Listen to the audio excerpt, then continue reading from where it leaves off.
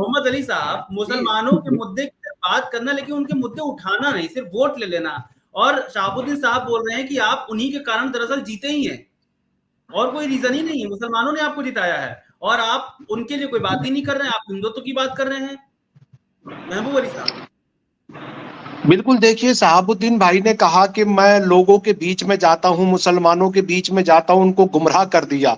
शहाबुद्दीन भाई गुमराह नहीं किया है। जब मुसलमान के साथ में मॉब लिंचिंग होती है ना, जब किसी का बेटा मरता है, किसी का बाप मरता है, किसी का भाई मरता है, उस मुसलमान से जाकर पूछिएगा, जो आप ही के पार्टी के जो पहले वित्त मंत्री रहे थे, सिन्हा साहब के बेटे, जब मॉब लिंचिंग के आरोपी, सुनिए पहले पूरी बात सुनिए, मैं बीच में नहीं बोला था, पहले मुझे पूरी बात कंप्लीट करने दीजिए।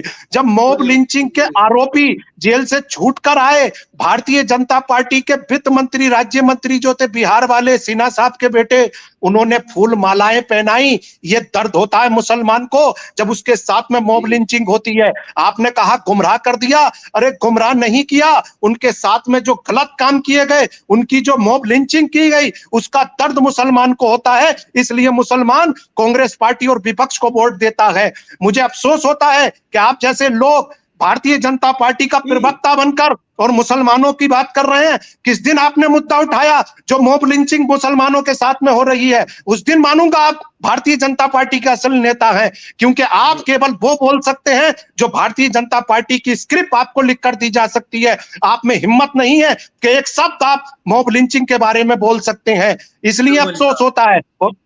बिल्कुल। और दूसरी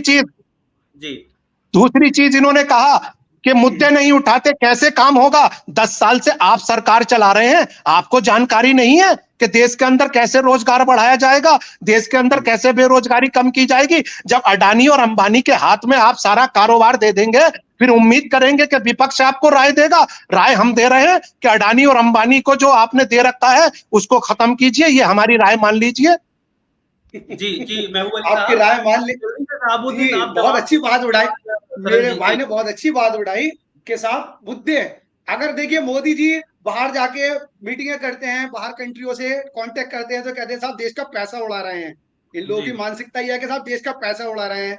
नहीं जा रहे हैं तो साहब आप, अरे साहब जब मोदी जी देश जा रहे हैं तो किस लिए जा रहे हैं? अपने कारोबार, अपने बिजनेस को, अपने देश के एक विकास के लिए जा रहे हैं। तब आपको चैन नहीं है, ऐसे कर रहे हैं। और आप एक बात बताइए, 70 साल में मुसलमानों पे कितने दंगे हुए हैं, कितना मुसलमान कटा है समाजवादी कांग्रेस की सरकार में? किस दिन मुद्दे उठाए आप लोगों ने? बताइए, जवाब दिए मुझे, कितना मुसलमान कटा है सन 70 के बाद आज तक के मुद्दे उठाइए। मुजफ्फरनगर के दंगे, 80 में मुरादाबाद के दंगे किसने कराए थे? किसकी सरकार थी? आप बताइए कहां पे दंग होगा? बीजेपी सरकार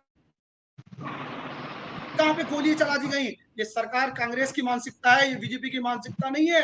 और 2-4 नेता होते हैं हर पार्टी में, अगर कुछ ऊंच नीच की बात कहते भी उनके मुंह से निकल जाती है तो हमारी पार्टी समझाती है। कहीं पे भी कोई दंगा दिखाइए आप मुझे, कहां पे दंगे हुए हैं? आप अपने रिकॉर्ड उठा के देखिए 70 साल पुराने, जो आप मुसलमान के हमदर्द बन के आपके दिल में पैदा कर रहे हैं। अब दंगा करने वाले सत्ता में बैठ गए हैं तो दंगे होंगे भी कहां से? कहते हैं दंगा कराता कौन है? दंगा कराने वाले जब सत्ता में बैठ गए हैं तो दंगे होंगे क्यों?